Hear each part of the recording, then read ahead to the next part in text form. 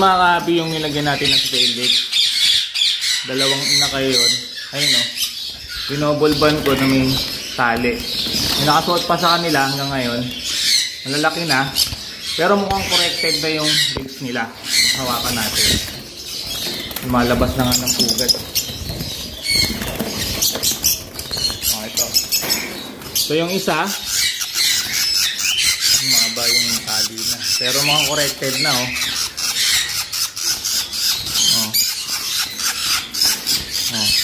Kumurek na yung legs niya.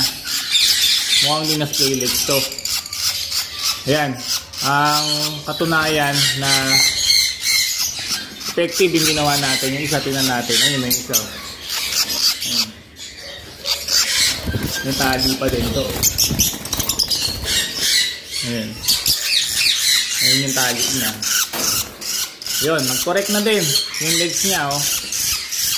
Hindi na siya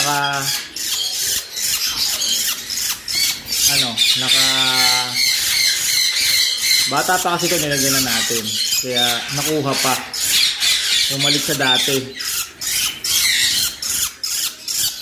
Hugutin natin yung leg band. Teka, hugutan ko na pareho ng leg band para makita natin. Isa lang yung kamay ko, hindi ko na ma-video yung paghugot ko ng leg band. Tingnan na lang natin ha, hugutin ko muna.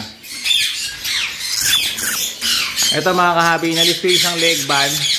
Ayan na siya oh, hindi na deform. Ayan, pantay na yung paa niya. Oh. Ito yung leg band, oh. Hinugot ko yung isa. Okay na. Na-correct na yung leg band. Ay, yung legs niya, leg band. Oh, hindi na siya splay leg. So effective po yung ganung paraan ng double band na may tali. No? Yung isa hindi ko napapakita sa inyo, nag-correct na rin yun. Okay? So, ganito itsura pagka hindi na correct.